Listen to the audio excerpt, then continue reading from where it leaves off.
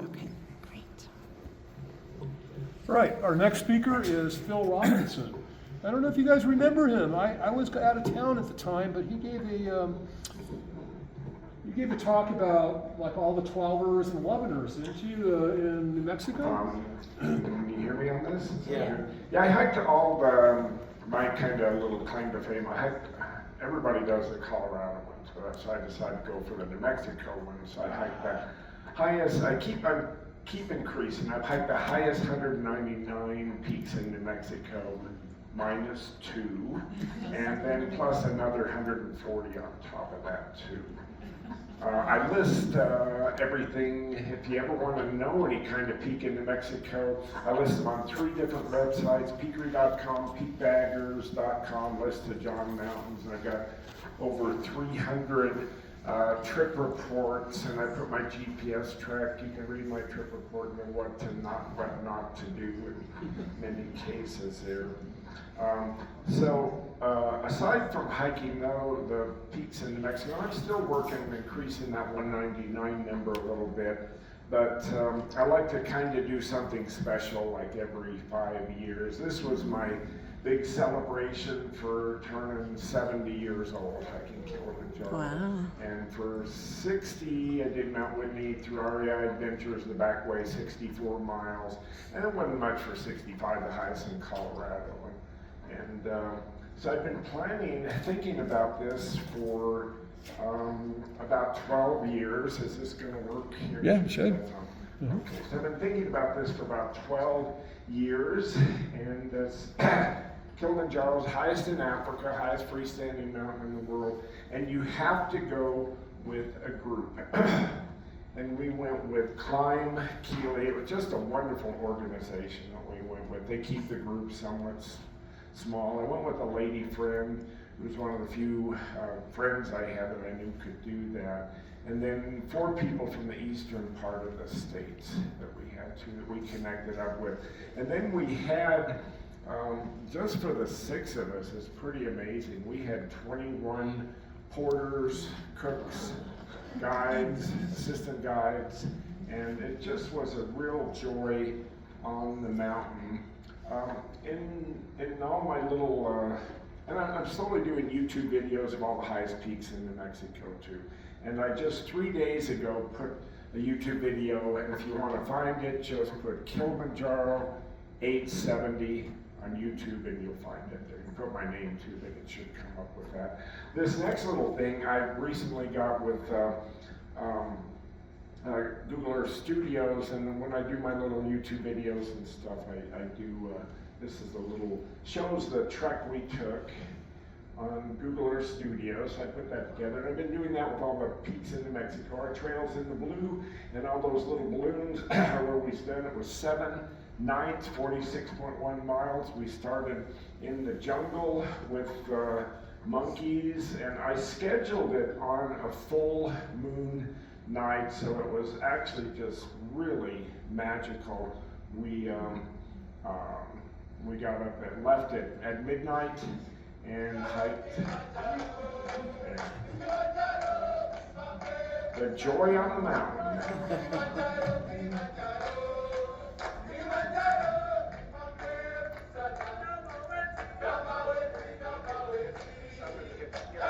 That's our 21 people.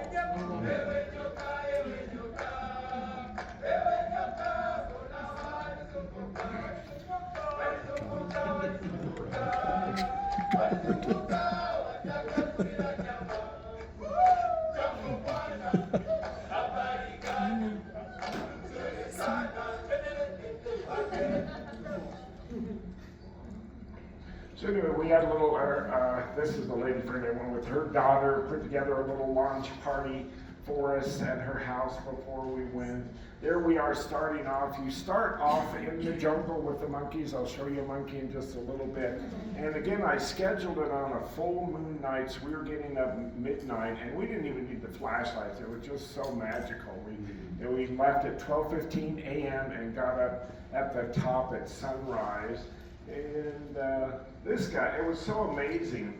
These people You know, they don't, so many of them, they don't even use their hands to hold these things. I don't understand. I can do it though. You see a picture, I can do it for like 1 second. Up on this thing. And we saw monkeys going both ways, and we were excited to see that.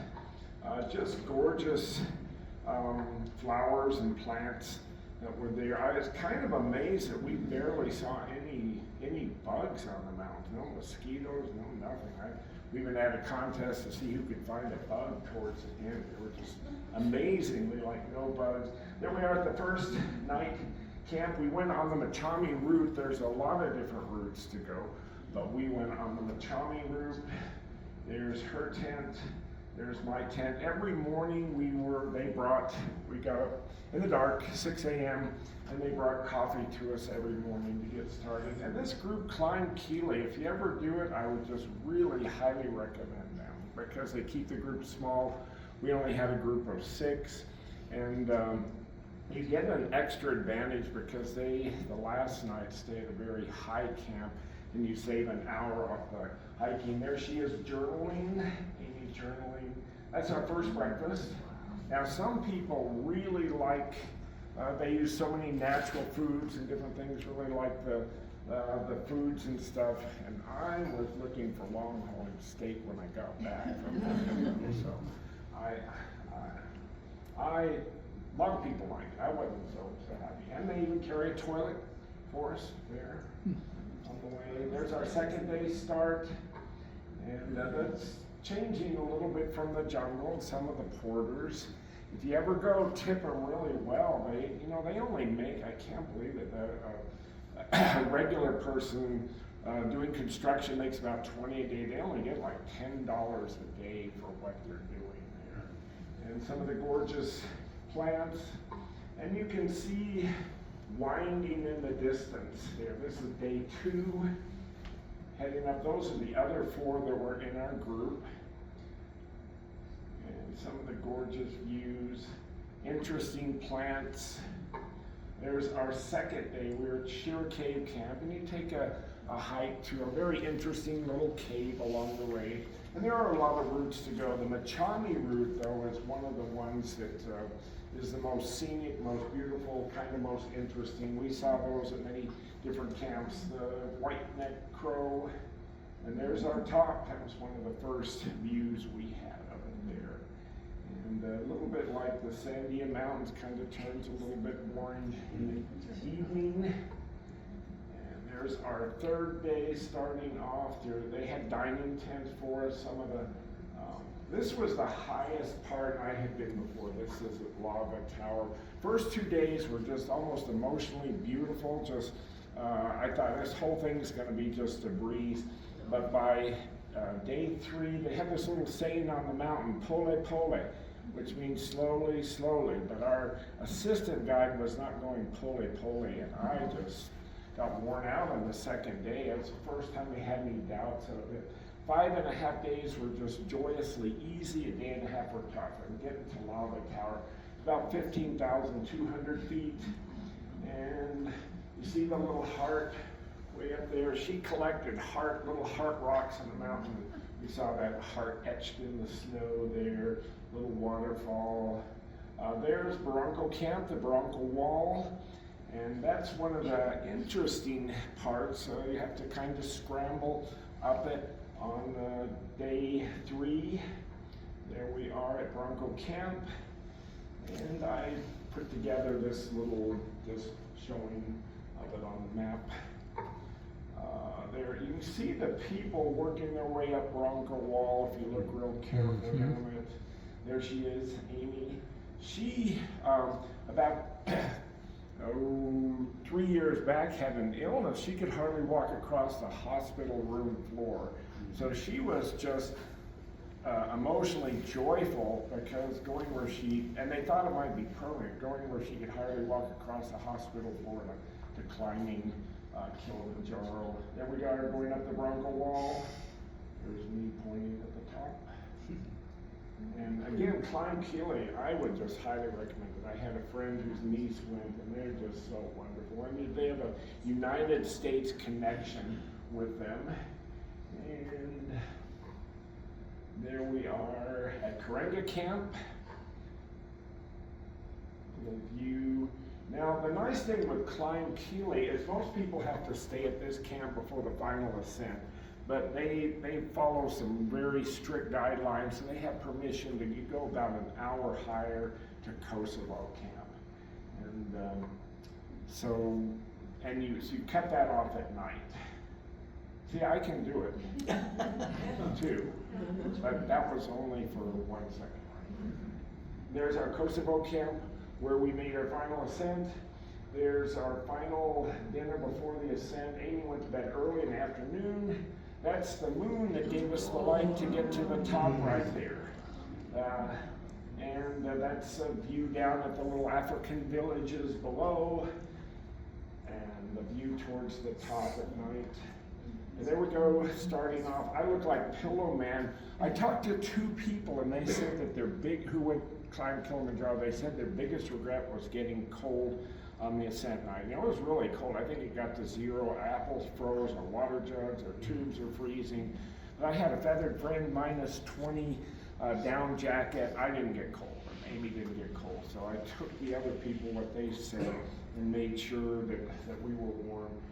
Right when we got to the ridge, once you reach Stella Point, the hard part's over, and the moon was just setting as the sun was just coming up on Stella Point, and we were up in the glaciers, walking through the snow trails. We hiked the Stella Point both ways. This is our second. There I am, I look like Pillow Man in the end. And there we are at the top, and Pillow Man way over at the right. Right there, that jacket was so warm. And the very top, the whole top was just electric there. We are at the top. And then, you know, we had that hike, it's 3,700 feet up at night, but then we had a second hike the same day. We had to descend 10,000 feet off that mountain. Same day, 9,800, almost 10,000 feet on the descent. And there we are, that's our last camp. And they had a cake, a celebration for us there.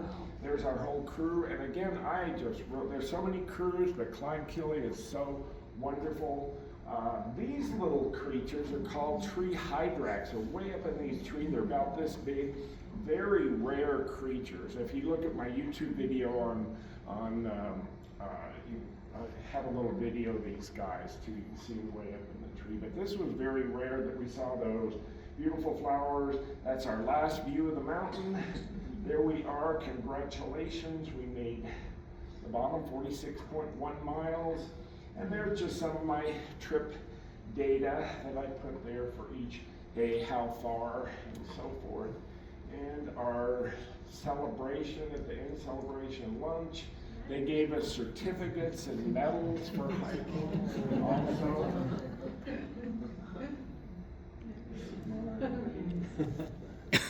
And we went on 2 safaris. It actually ended up kind of being nice. We went on the safari, we were ready to fly out, and they had an airline strike, so we had to stay 3 more days.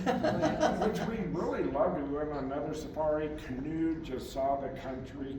I'm a retired air science teacher. I got this gorgeous piece of Tanzania during the time. And that was our second safari. We saw those little guys.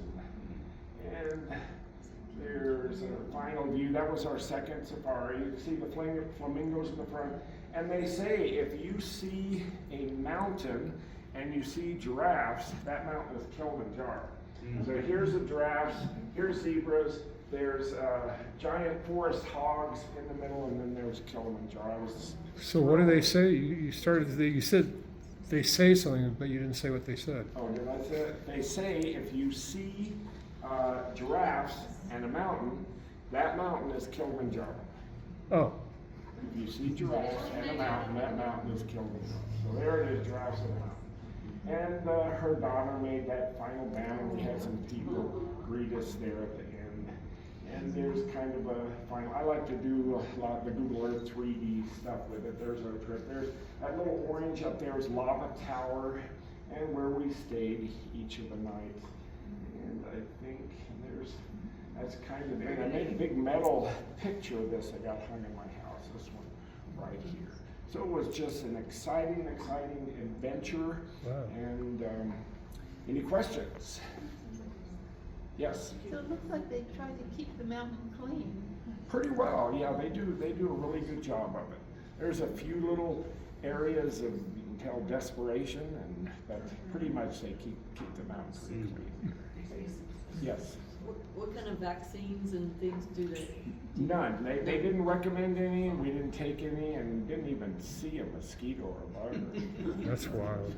I didn't take any at all. Yes, sir. Was there standard weights people would carry, or just?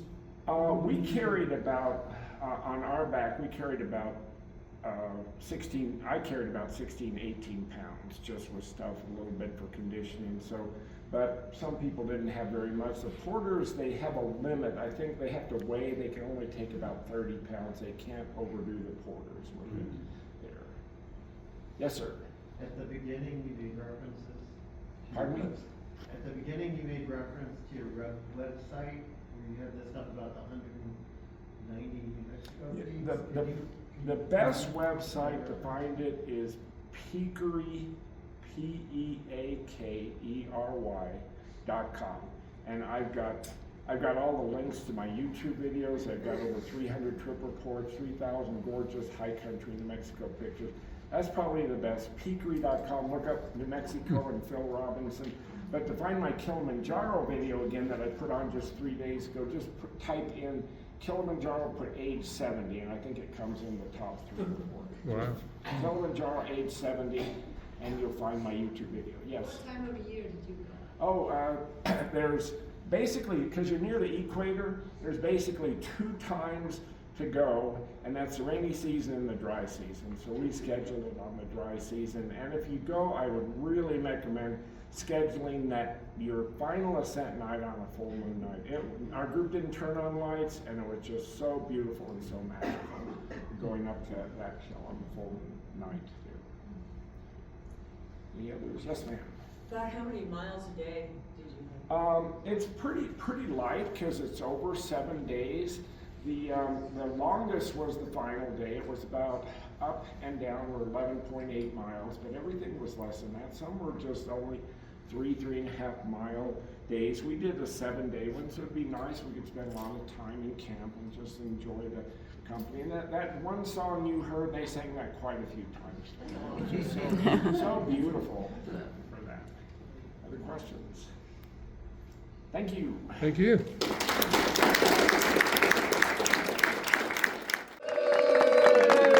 Kilimanjaro, Kilimanjaro, Kilimanjaro, mlima mrefu sana. Kilimanjaro, Kilimanjaro, Kilimanjaro, mlima mrefu sana. Na mawenzi, Somebody get na mawenzi, mlima mrefu